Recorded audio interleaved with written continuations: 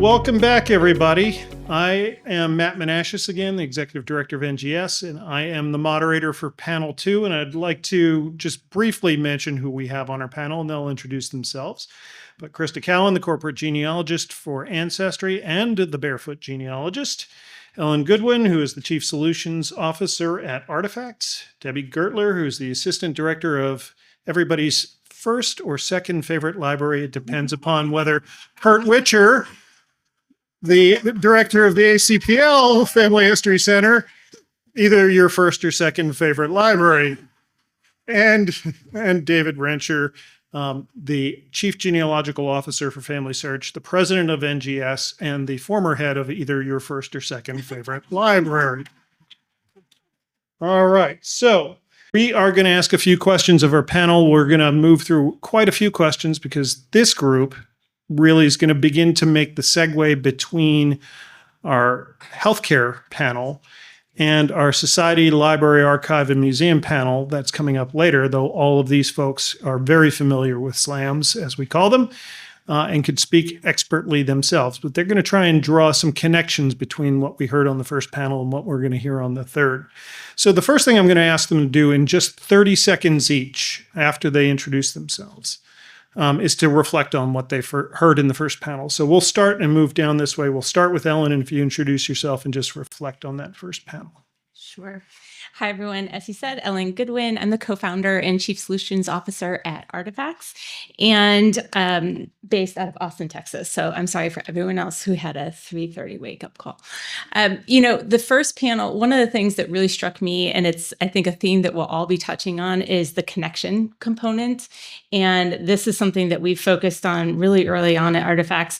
But the reality is that what connection looked like, it changes, right? And I have a mother living with dementia and how we engage. And I think that when they talk about getting up with purpose, that's something that is how we actually find people willing to engage with technology, is because they have a motivation to do so. It might be intrinsic to themselves. It might be a family member that brings it to them.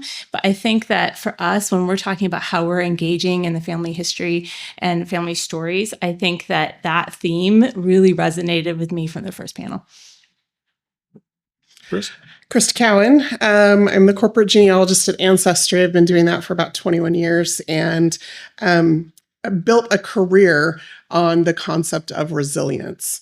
And many of you are probably familiar with the Emory University study about resilience in children who come from homes with strong family narratives. And so I just find so much interesting parallels between that. I love what Dr. Ye said about that age brings resilience. And so I'm now super curious if we've already built that resilience inherently in our children and been intentional about that. Is there maybe more resilience later in life if we've laid that foundation from the beginning? And the connections between that and family history and family storytelling. Fantastic. Curt? I'm Curt Witcher. I'm Director of Special Collections at the Allen County Public Library. And I think David and I, Family Search Library and the Allen County Public Library, we're just right there for everybody. So it's really all good. Co-opetition. Yes, there you go. There you go. So really humbled and honored to be here. I am so glad and so appreciative of Vivid-Pix and NGS and Family Search for recording this. I will be listening to that first session over and over and over again. So much information, wisdom, experience there. I come at this from a number of different angles. I've played in the genealogy space for more than 4 decades. Yes, I started when I was 5, but that's okay. And I'm also walking that journey with my mother, who is in an elder care, memory care facility right now. And she's, I could have used some of this information like 2 or 3 years ago, but I tend to, or I'm going to act on some of that. And it's just very, very enlightening. And I think the genealogy space, the family history space, I've believed this for years, has a huge role to play. And it's so neat to see these organizations, these national organizations coming together to find solutions and to share data and to gather more data so we have even better solutions. So I'm really excited about it. I can tell you that elder care facility activity directories are hungry for all of this, are hungry for what was in the first panel. We had an open house at our library just a few weeks ago. There were like 6 of them that wanted to get in their car this morning and drive to Louisville from Fort Wayne because it's only 3.5 hours because they wanted to be here in person. So there's a hunger for giving dignity and aging well, thriving, if you will. So humbled and honored to be here. Debbie? Thanks. I am Debbie Gurtler. I'm the Assistant Director of the Family Search Library. I've been there since 2011. I am also the daughter of 2 aging parents. My dad has a very similar story to Joe Biden. He had prostate cancer. He's now in the throes of bone cancer, and he's doing quite well, all things considered. He has one of those lovely devices that they spoke about earlier that he puts on when he watches TV, and he can hear TV with it, and he loves it. And so, I have seen times when he has not had his hearing aids and how that has impacted, like he's feeling like he's part of the conversation. My mom texted me earlier this week. She's finally decided she needs hearing aids. Yay! So I'm excited, but I have noticed as my parents have gotten older, they're more likely to want to share their stories with me. And so I have been pouncing on that because I want to know their story. I want to pass that on to my children and to my grandchildren because their lives matter. And so I think family history is something that's very important for our aging community because we're all going to be there someday, and they have stories. Their world is so different than ours now that we need to share that. David? Thank you. I'm David Rencher. I've been at Family Search for 45 years now and love it. I am the oldest I've ever been today. What I took away from the first panel was completely opposite from what I thought I would get. And that is they were telling me that loss of hearing was a negative, and I was feeling like it was a blessing.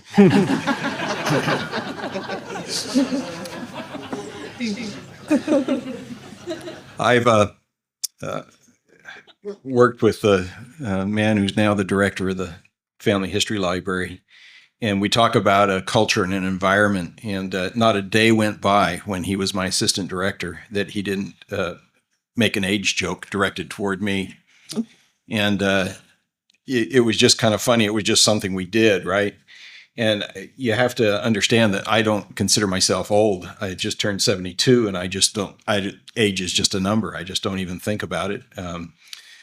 3 years ago, I was assigned to a 10-year project, so my retirement has been delayed some. You can do the math, and I'm having the time of my life. And so things from the first panel so resonated about staying active and doing things and purpose and sense of purpose and getting up every day. I mean, I have to pinch myself. I'm having so much fun in my career right now that I can't think of doing anything else. And so to me, that keeps me young. And I just, I feel like if people do have purpose and a reason to get up, that they behave completely differently and they think completely differently. And it has a very positive impact on their health. And so I just see a lot of corollary between what the first panel discussed and some of my experience in family history that we'll share with you throughout the panel discussion here. Well, we didn't set this up, but David, the thought about purpose is actually the segue into our next series of questions, which really is on daily purpose and volunteering and mental engagement. And I'll start with you just to expand on that a little bit. How have you seen family history work give seniors a sense of purpose and a reason to engage with the world every day? So over my career, I've had a number of different opportunities. At one point, I was over what we called extraction at the time. It's family search indexing is what it really was. But we assigned various groups to index or extract names from specific records. And I noticed one of the groups that we visited, we go out and visit these groups all the time, and I was visiting a group in Cedar City, Utah, who met every day in the basement of the tabernacle there to index. And we, at the time, we were talking about moving to online internet indexing. And we thought, this is just the best thing that could possibly happen. This is going to be great. And it just fell flat with this group. It was a complete negative because their whole purpose for getting up every day was to come to the center and to associate one with another. They had a potluck every day. Everybody brought, something. They'd work all morning. They'd have their potluck lunch, and then they'd go home and do whatever for the rest of the day. But the thought that we were going to take that from them was so negative that it just gave me pause. And yet, technology moved on. And yes, we did move to an online environment, but I felt for those people because I could see that was their social interaction and their need for just getting up in the morning and being with each other. The other point, in 1984, we launched a personal ancestral file. And in 1985, I was asked to speak to the Dallas Genealogical Society. I was there in the Dallas Public Library. And of course, desktop software had just started. I mean, we are just barely starting to use this stuff. I'm still, hanging on to my wide carriage IBM Select typewriter. I'm like kicking and screaming going to desktop software. But I asked the audience, there were probably 300 people in the audience, our demographic. And I was just curious, and so I asked how many of you are using, online software and have gotten a computer and doing that, expecting maybe 24 hands to go up. Almost every hand went up. Our demographic accepted and took to technology, in my mind, faster than the demographic at large. They saw the advantage to what they were going to be able to do, that they wouldn't have to retype a family group sheet every time they wanted to make a change, and that they could work with that. And so they pushed themselves. And I think it's something that with family history right now we're just starting to get into AI, and others will talk about it, I'm sure. But every new technology that helps family history, our group seems to adopt immediately and move forward. And I think that's a significant factor when we look at how family history might be able to help in the aging process. Our group accepts and moves with technology, I think, as fast or faster than any other group for our demographic. David, thanks. Debbie, just turning the same thought of the purpose and engagement that people experience every day when you walk into the library. There are missionaries on that first floor who are engaged in talking to people from around the world who just either stumbled into the library or, like all of you, purposefully went to the library. But the technology on the first floor and the missionaries' engagement with people from the public who have just wandered in. Can you tell me, you know these volunteers, you know them well. Is there a personal story you can tell me about one of them and the engagement experience that they have in connecting people to their family history? Sure. Thanks, Matt. Great question. So first of all, to let you know, we have probably about 400 missionaries, senior missionaries who serve in our library, so that we have a big crew and we do a lot of training. And you would think that most of these people have gone through their careers, they've done all their education, they're ready to be done. That is not the case. They are very eager to learn. They come in very excited to learn. And so we have this pin system. As they pass up a level, they get a pin. They just love it. It's like Cub Scouts all over again. As a former den mother. But they just love the people that come in. I mean, they pull them in, they talk to them, they get them starting to talk about their family, they learn about them, they ask them questions, they're totally engaged. And it's not even their own story, they're listening to their stories. And I think that is what gives them purpose.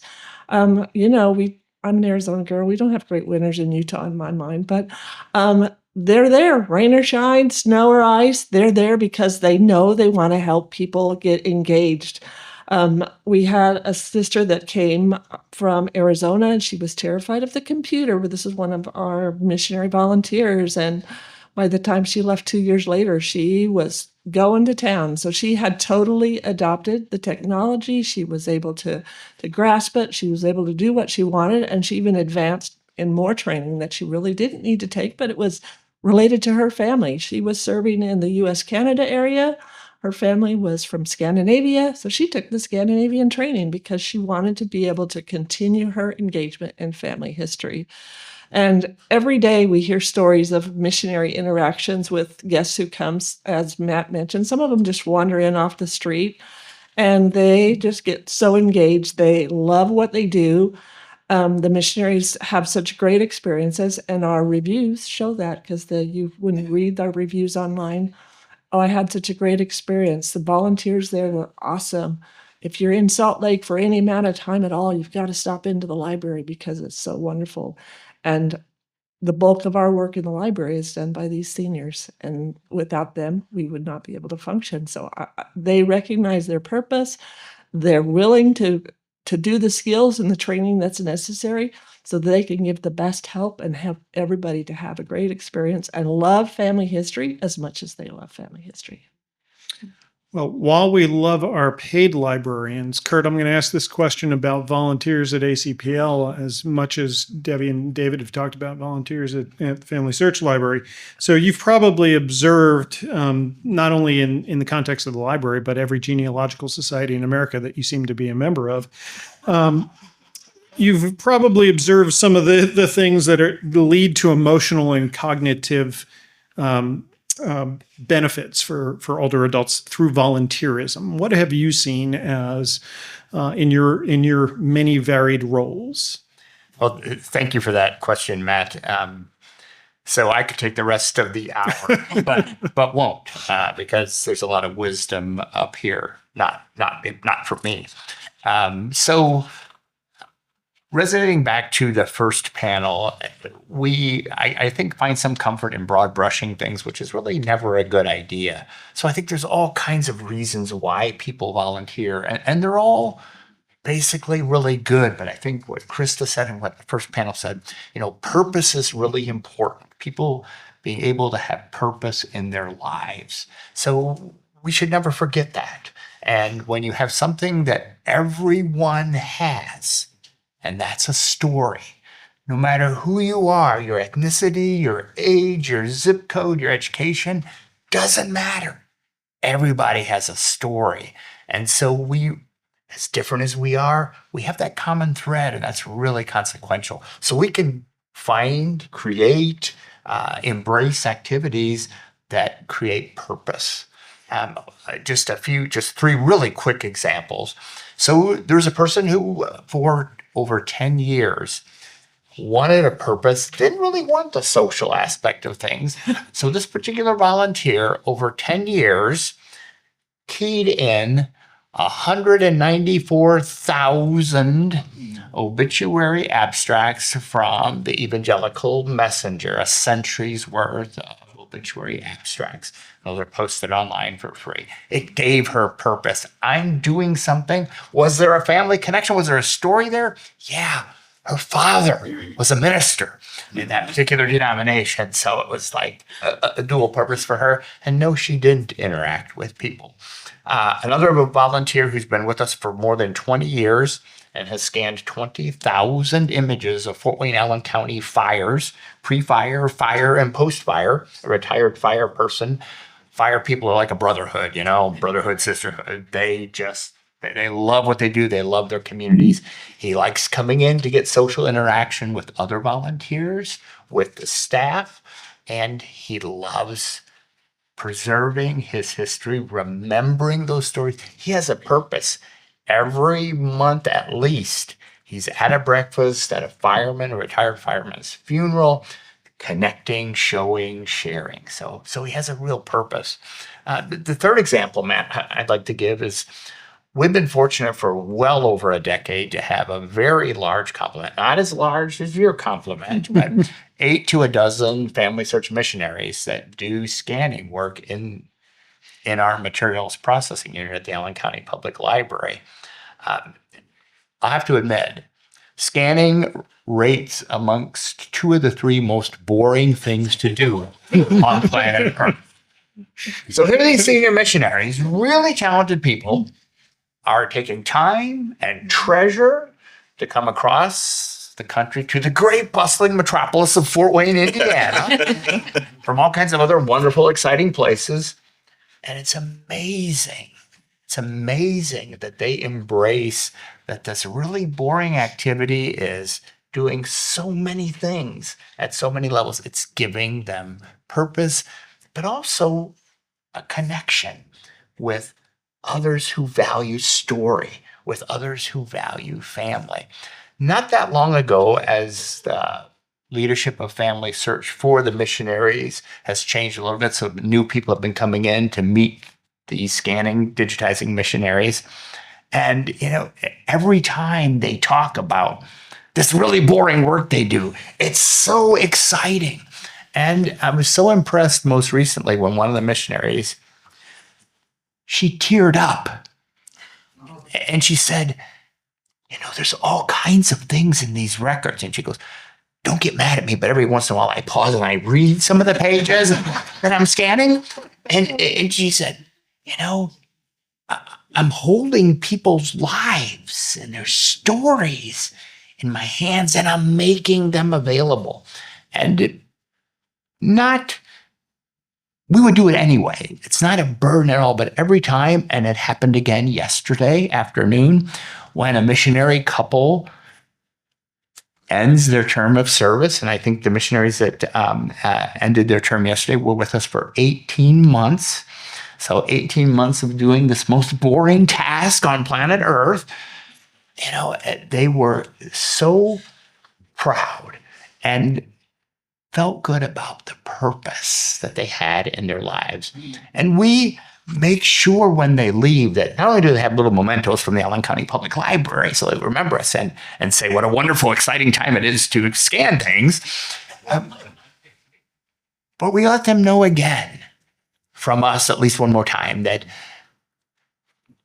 you did work that touches people's lives for as close to forever as any of us are going to get. So really super boring, but we don't say that. Super meaningful because it is. So, and there are more stories than that. But yes, I think purpose is really, really consequential in aging well and continuing our lives well. Thank you, Curt. We're going to switch gears quickly from purpose to technology, and that's a big leap for some of us in our minds. But before we do that, I'm just going to note, because I may not have enough time on the agenda to get to this, but I have a whole section here on storytelling, and the first question is for Curt. I think he just told us a story and why we realize, why Curt is one of the people I always think about when I think about storytelling in the family history community, because he can tell a story. The emotion that came across in those comments was really amazing. So, Curt, thank you. All right, I'm going to switch over to Crista and Ellen for a second. So, in preparing for today's panel, several of you had noted the fact that there is early adoption for technology within this community. The 2 most talked about right now are early adoption of DNA as a technology and as a field or background in our field, or an area of study within our field, now AI. Crista did a webinar for NGS, I think it was last year, maybe a year and a half ago. Single biggest viewed webinar on our YouTube channel at 27,000 views when she was talking about DNA. So I'm going to just ask you, Crista, in thinking through your experiences in teaching about Ancestry's technology or teaching about DNA, what is it that you think in terms of people's early adoption of these concepts comes across, and how do you think about that as you teach? Yeah. It's interesting, as David was talking about PATH coming out in 1984, I was 11. That summer, my dad sent me to computer camp. Nice. Which for a girl in the 80s, there was 2 of us. And when I got home from that 2-week camp that summer, my dad had bought a brand new shiny compact 64 computer. He had loaded PATH on it. And he said, now that you know how to use this thing, I need you to take all this box of family history stuff and I need you to put that all in there.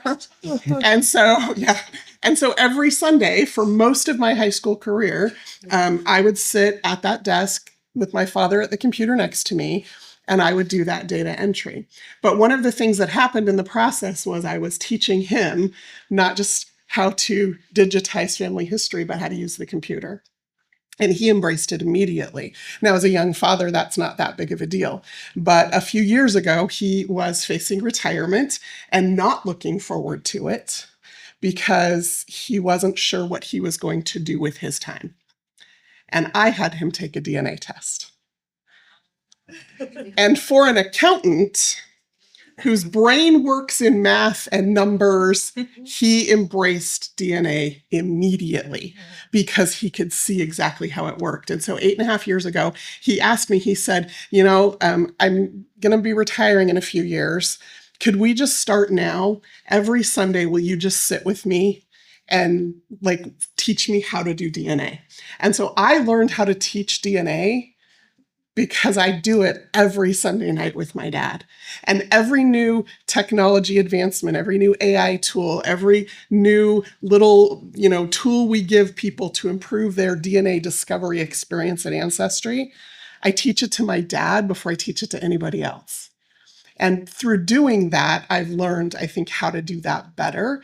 But it's been fascinating to me to watch this man who was an accountant as a profession, who used to do crossword puzzles with his own father, now approach the puzzle of DNA and be so willing to embrace that technology because it gives him purpose. It gives him a connection with me and with all the other family members that we reach out to.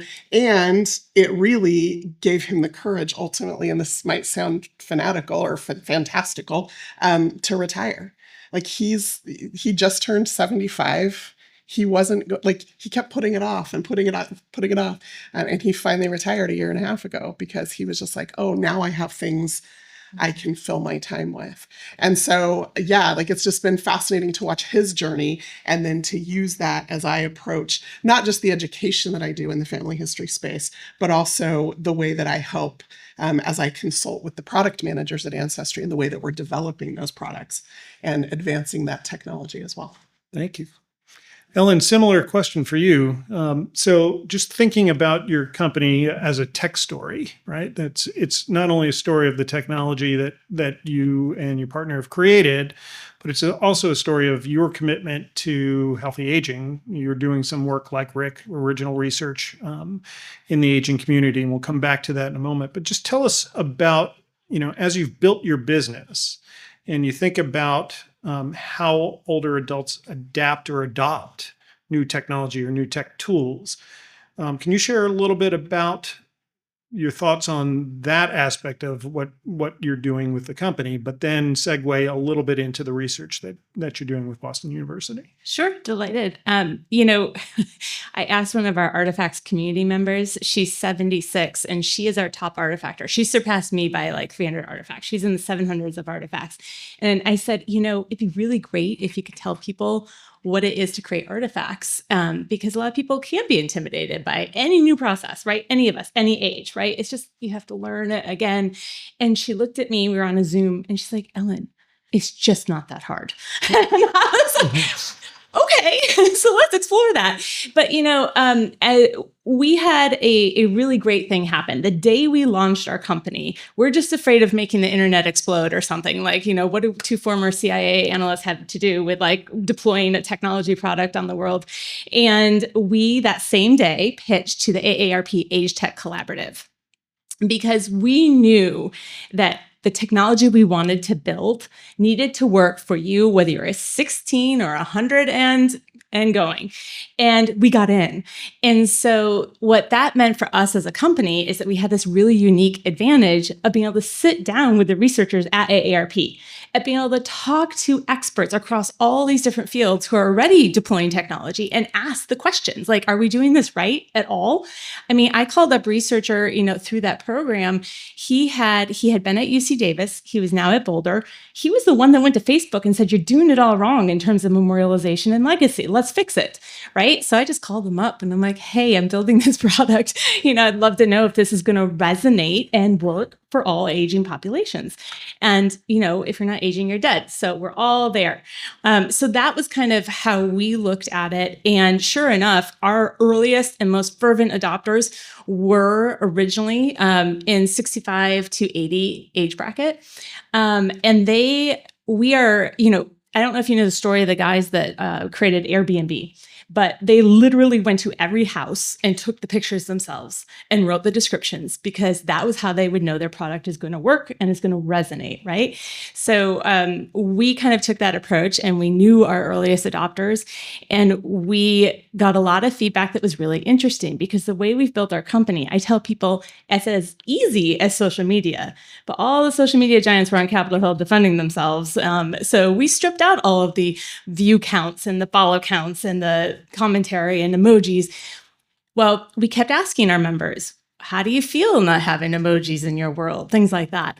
And if you're paying attention to how people want to connect and how lonely they can feel, when your members tell you, please don't let my daughter heart that artifact and move on with her day, it gets real. And this woman shared a story and she said, Ellen, I share every artifact I make with my daughter and 9 times out of 10, the phone rings and she's like, seriously, Aunt Gertrude's fur hat? Like, no, I do not want this. I don't care how great the story is. Or are you kidding? I didn't know great grandpa served in World War II. Like, how did no one tell me? And that's the warning to storytellers that we'll get to. Did you tell it? Did you tell it more than once? Were they listening? Were they ready to hear it? Right. And so I think that that's, a little bit of an insight into how we built tech, looking at it for all ages. Fantastic. You want to talk a little bit about the BU? Oh, I totally forgot about that. Okay, yes, we are working right now actively. We're recruiting round 3 of volunteers. Anyone 65 plus, give me a call. We are working with UMass Chan Medical School out of Boston. Now, when we first thought about doing our research, it's because people within the dementia community and their caregivers were coming to us with anecdotal information. We create artifacts together. We share stories. We have a better day. They're more compliant. They're having less instances of, if you've ever dealt with someone at sundowning, right? That these moments are going better. So we had this idea anecdotally that doing something joyful, like Rick talked about reminiscence therapy, photos can be joyful, right? You have to choose the right photos. But we had this idea. We also had the idea that we wanted to fundamentally shift the conversation from what can we do retroactively to what can we do proactively. So our research, because when you create an artifact, which can combine photo, video, audio to tell the story behind objects in your life, we are now looking at the biomarkers in your voice to detect cognitive health. And cognitive health changes. So our study participants create 5 artifacts. They have their voice in each one. They submit it to this, and they're redesigning the machine learning model to use this voice. So what if you could scan your voice at 30, 35, 40, and you could have a screening anytime, anywhere? This is how we get up to 40% decline in diagnoses, is if we can get ahead of it with lifestyle changes, with hearing aids, with addressing sleep apnea. So that's what we're trying to do, is get ahead of it with our technology and be able to use the biomarkers in our own voice and flip that script and, have Seth Rogen on Artifacts tell you, hey, looking sharp, or like, go talk to your doctor. Seriously. I have a lot of storytellers on my panel. So we're going to switch gears a little bit and start to think about, and I do want to come back to storytelling, but I do want to begin to think about this segue that Ellen's starting to make here, from the kinds of activities we do to starting to frame these activities in the context of healthy aging. And so the question for each of you, we'll just go down the panel in order, is to think about, in maybe a sentence or a minute, how can we as a family history community frame the programs we do in terms of measurable outcomes for people as they're aging. So whether it's mental stimulation, physical activity or movement, social interaction, how can we frame our activities? And in part, going back to, I think something, I guess it was Sherry mentioned, how insurers are beginning to look at these activities in the context of reducing their overall cost exposure. If we can think about how, as a family history community, we can effectively communicate the work we do as a benefit to healthy aging, that could be a winner for us as a community. So, David, thoughts first, then we'll move our way down the panel. Yeah, it's a really interesting question because everybody quantifies things differently, obviously. When I think about programs, though, that we can put in place, our ability to preserve institutional memory of those who are aging is at the top of my list. If we have to understand that the largest genealogical asset on the planet is living memory. If we could just capture living memory today of every human being, we would have the largest genealogical asset and database out there.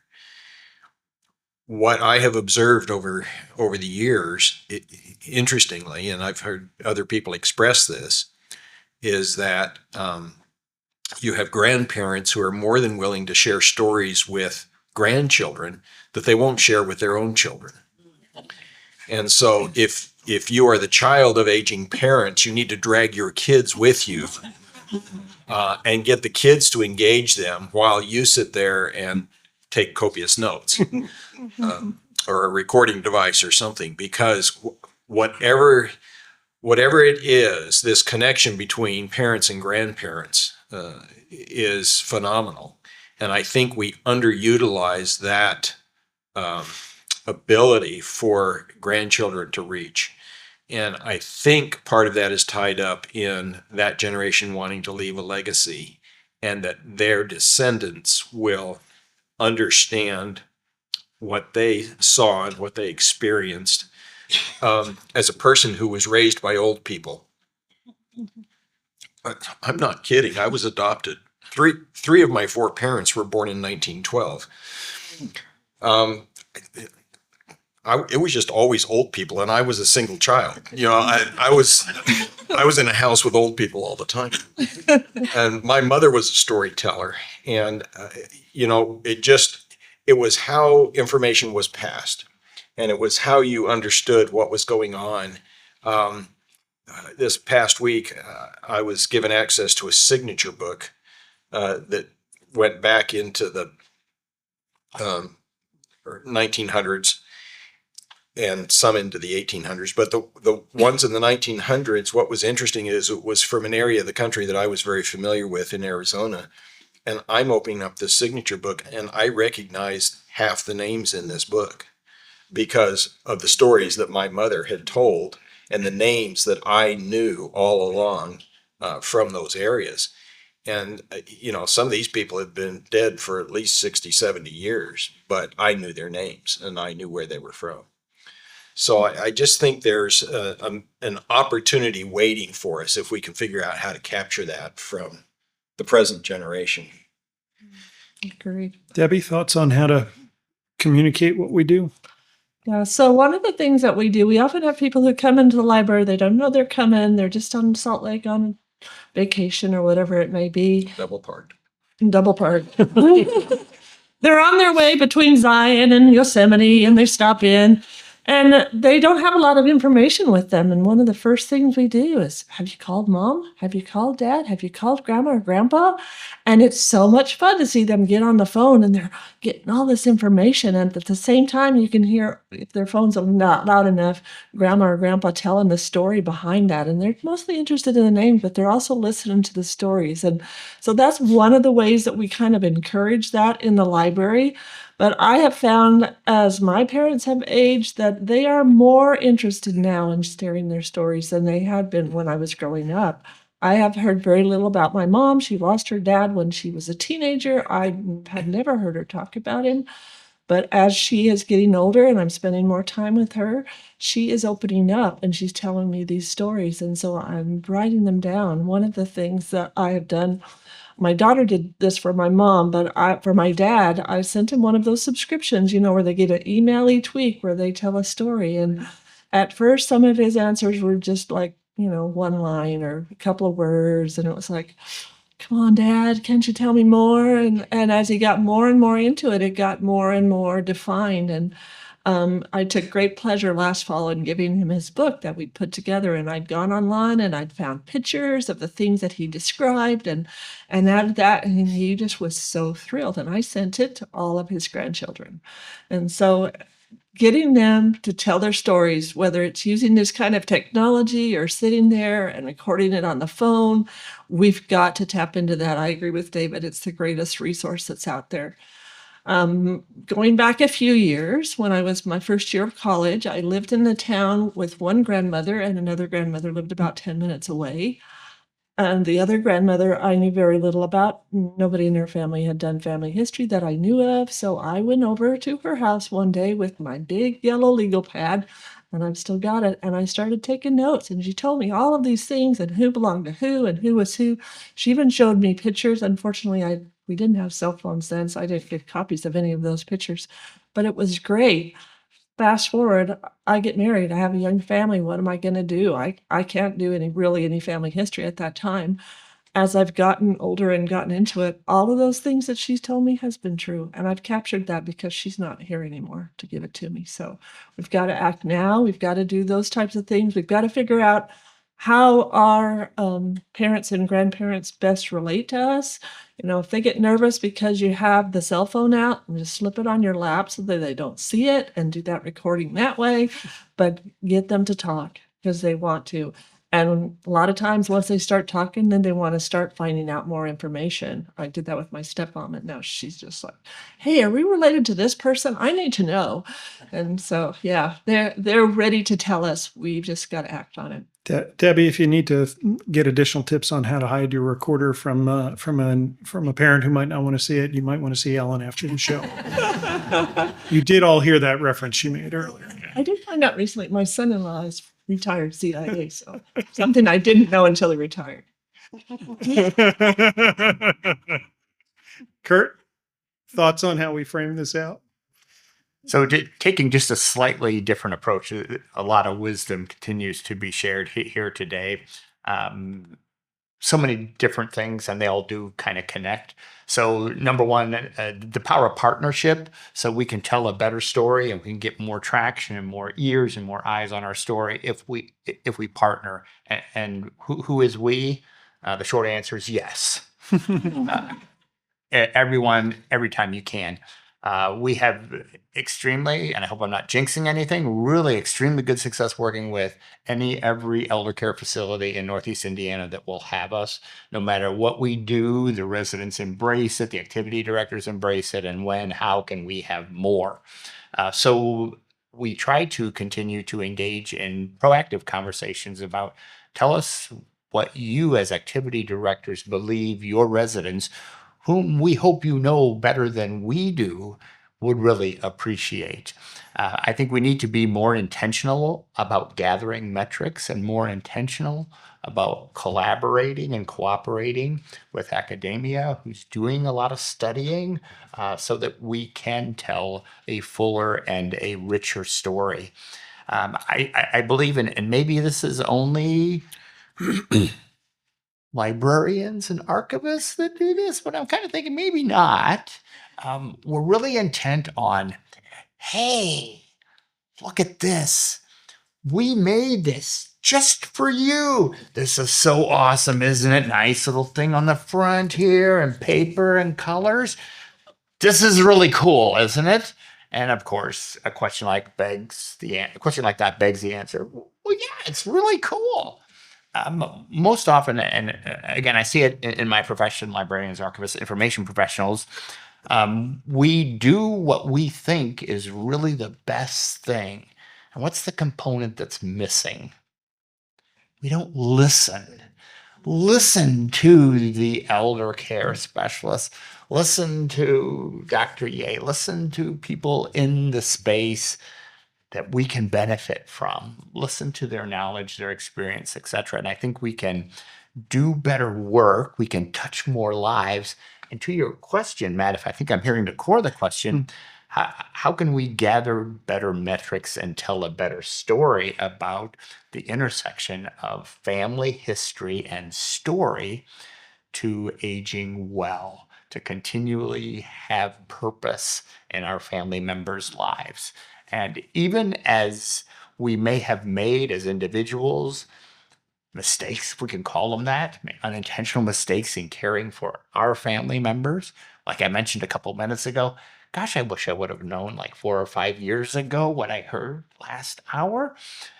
But we can still do things today, even if someone, a person on the dementia path, like my mother, that doesn't really check many of the, I hate to use this word, but normal boxes. There's still a lot of things that if we're intentional about listening and partnering and finding out what's going on in the space, that will benefit us. I think that family history, family story, and aging well are like this. So yeah, the best way I think to do that is to partner, to listen, and not necessarily think we have to come up with the answer, but can we share our experiences so collectively we can come up with a better path? Like my colleagues, they hear this way too often, but since you aren't with me every day, I can say this. I tell my colleagues all the time, we don't do magic. We work intentionally, we work with purpose, and we work intelligently, but we don't do magic. But to make a lot of progress, since we don't believe in magic, is we need to partner and we need to listen to people in the space, people who have the experience, and collectively we'll do a lot better. Good. Well, to stay on time, we're going to give Crista and Ellen 1 minute each to answer the same question, even though we know they both can do as long as they wanted on this topic. But Crista, just thinking about it as the great communicator in the genealogy space, how would you communicate what we do to, you've done it for your board at Ancestry. How would you do it for an insurance company? How would you do it for a finance company? How would you pitch what we do as a value to the economy and to society? Yeah, there's two things I'll share. I could share a lot more. Yeah. We have this joke around the Ancestry office that if you ask a genealogist what time it is, they'll tell you how to build a clock. And we've got to stop telling people how to build clocks because they don't care. They just want to know what time it is. Mm-hmm. The other thing is a research study that Ancestry commissioned back in 2023 that said that more than 80% of adults, we surveyed senior adults, that more than 80% of adults would share their family stories if they were just asked. Mm-hmm. And so when you think about how those two things go hand in hand and kind of frame it in this topic, like we need to do more asking of our elders for their questions. And when they do tell us how to build a clock, we need to be okay with that. And then sometimes maybe learn how to redirect or maybe gain those skills now so that when we are the elders, we're not telling people how to build clocks. Ellen, your thoughts. You mentioned earlier you pitched the product to AARP. Rick's done the same thing in the aging sector and sharing his thoughts. What's your thought about how we frame what we do as a family history community? As a family history, I think we tell them that we improve the quality of life for those living with dementia and their caregivers. It's that simple. Conversation.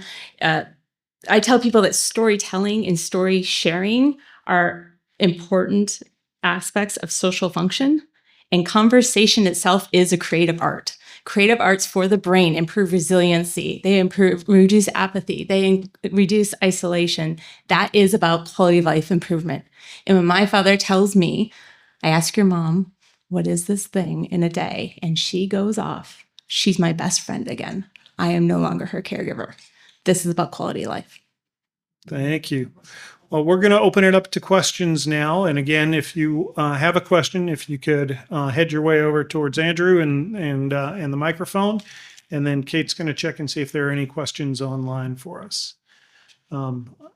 And if you don't stand up for questions, I'm going to ask you all to stand up and point some of you out. Go ahead, Suzanne Hoffman. All right. I'm another storyteller. So one of the things about asking your relatives and they're Jewish, you will get, no, there's nothing to report. So there's a challenge there where you've got a mental block, you've got a historical element to the less resilient willingness to share. But also, I want to take all of us to task. What we do as genealogists is document the stories. We give the facts to the artifacts, the facts to the story itself, and memorialize it. That takes advocacy, because right now our industry is in peril because we are not gaining access to the records that we need. And we need to take these stories and this telling and take it to the government, not only at the federal level, but the state level, the local levels. That the access to records is extraordinarily important to the well-being of our entire population. It's a great way to frame it as well. Absolutely. So says my colleague on the Records Preservation and Access Coalition, and one of the funders of Family History Hill Day, and the president of the Association of Professional Genealogists. All right. Thank you, Suzanne. Can I just Go ahead, Chris. I've done a lot of work in the Jewish community. I know exactly what you're talking about, but I will tell you the fastest way to get many of our elders, including in the Jewish community, to tell their stories is to present them with wrong facts. Tell the story wrong. I tell the story wrong, and all of a sudden they want to correct me. That and food helps. Jewish community. That also works for World War II veterans and their children who are still alive. Kate, you have some questions from online. I have one, and this may actually be for the previous panel, but I thought if any of you have anything, I'll go ahead and ask you. We had someone ask if there are any research citations or studies that we can point people to related to the topic we're talking about today and how this supports healthy aging. Ellen, Crista, you want to start? I don't know where we'll put these resources, but there's absolutely research in areas that I've looked at recently is like digital technology and family history and stories. There's absolutely been research done. And then obviously there's the reminiscence therapy. There's multiple entities doing some of that as well. Yep. And if I can jump in, I believe that Rick Voigt and the Vivid-Pix team is working with SLAM, Societies, Libraries, Archives, and Museums to try to come up with a list, a fairly contemporary list of actually those exact things, studies. And there's a lot out there. I engaged a couple of people to do just a quick literature search, and it was like, phew. So go through those, see which ones are the most consequential for what we'd like to do right now, the story we'd like to tell. But yeah, there's a lot out there. Yeah. And if I could then answer part of that. So if you go to vivid-pix.com/reminisce, you will be able to read the published article that we did within 4 memory care facilities with Certus Institute, which is the benefits of photoreminiscence therapy. And then Curt, thank you.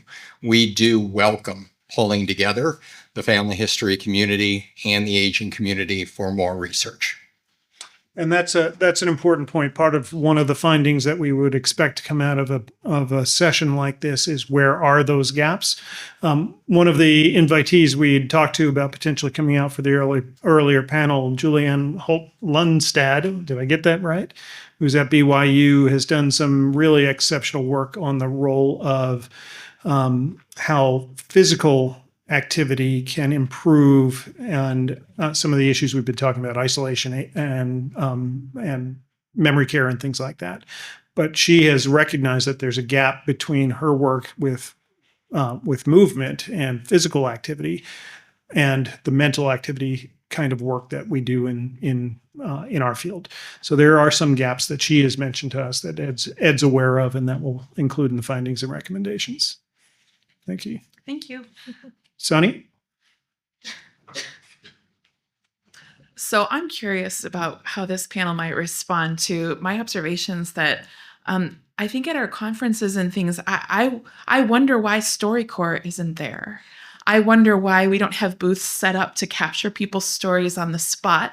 And then I think, well, because 10 of the 15 people who would walk by would feel accosted. I'm like, well, no, I can't tell that story right now. I don't have the perfect version down yet. I don't have my notes with me. I don't have, right? I'm not ready to tell that story perfectly. So I'm not ready to go into that StoryCorps booth. And so the opportunity in pursuit of perfection that never comes, the opportunity is lost.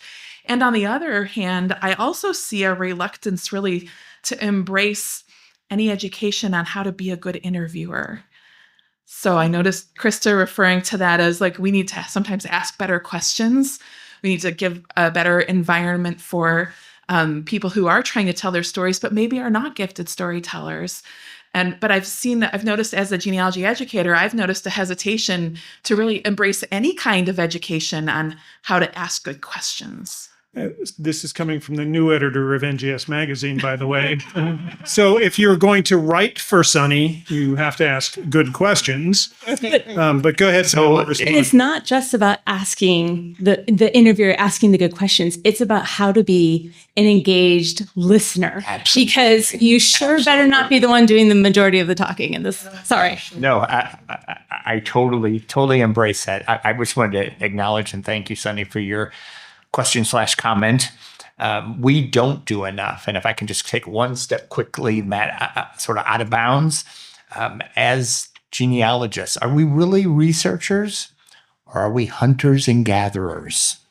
I can tell you from the cubic feet of manuscripts that pour into our library every week from professional genealogy, however you want to define that, I don't care. They gather a lot of stuff. They don't do any analyzation that is in evidence, likely, David, in their mind, in the living memory. And it's not organized for anyone else except themselves. But to your point, Sunny, I have watched, observed, listened to so many videotape interviews and live interviews where who becomes the prominent person in the interaction? The interviewer. And like, no, that's not the point.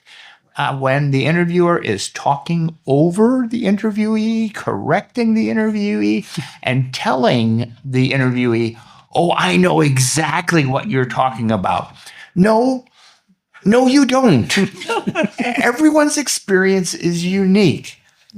I just lost a dear family member. I know exactly what you mean. No, you don't, because you didn't lose that family member and that person wasn't important to you. You may have had a similar experience, but oh my goodness, I think all of us have observed a good number, I dare say the majority of interviews that just go off the rails really quickly. And we're not accomplishing our purpose. And our purpose, I think, is multi-layered. Our purpose is to get the story, to get the information, to honor the person by our interest, and to honor them by not telling our story, guys does their story, but honoring them by letting them tell their story.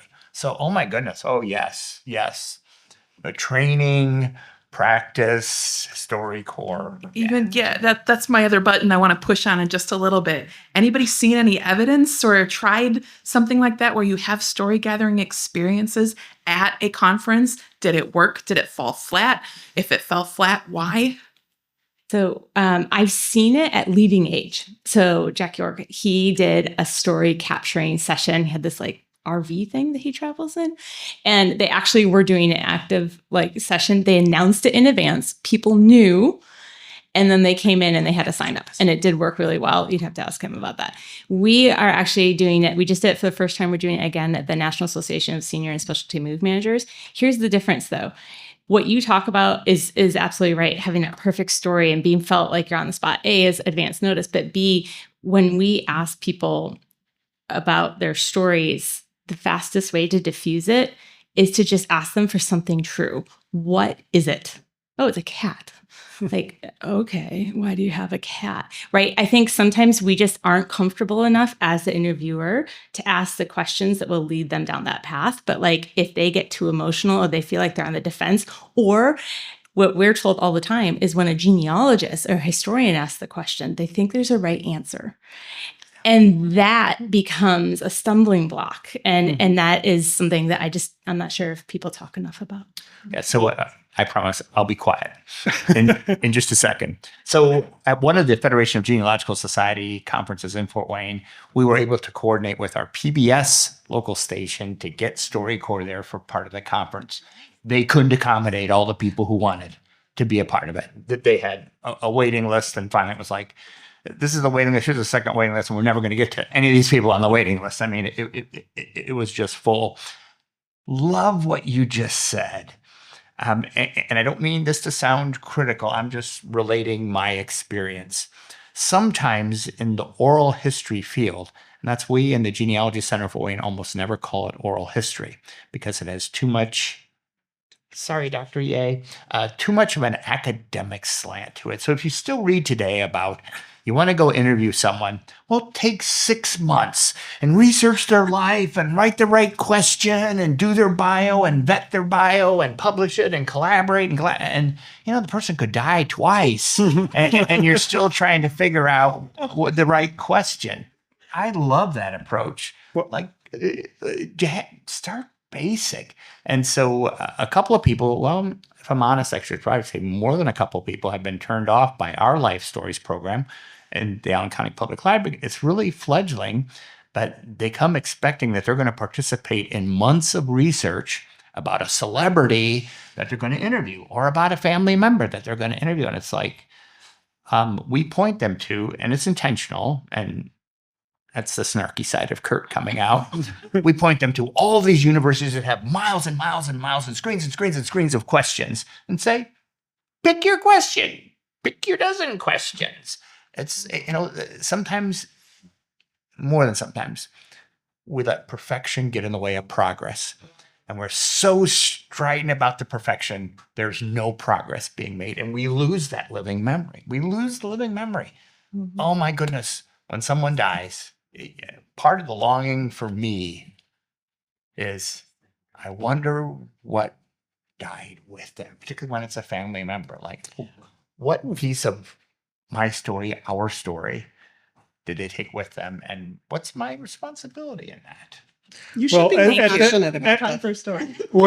We actually, at the risk of being a bad interviewer, I will tell you we are now 3 minutes over the time that David, that Ed and Rick gave me.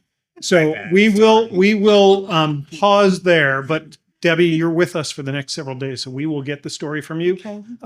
Couple of announcements before we break. So Rick and Chris Thompson, who's in the back filming, they will be at the Vivid-Pix booth doing exactly what we were just talking about, which is interviewing, but they're going to be asking 3 questions, which are written on the bottom of that board over there with the 3 logos on it. So be prepared to come and tell that story, Debbie, on camera, because Rick and Chris can splice that into the conversation here.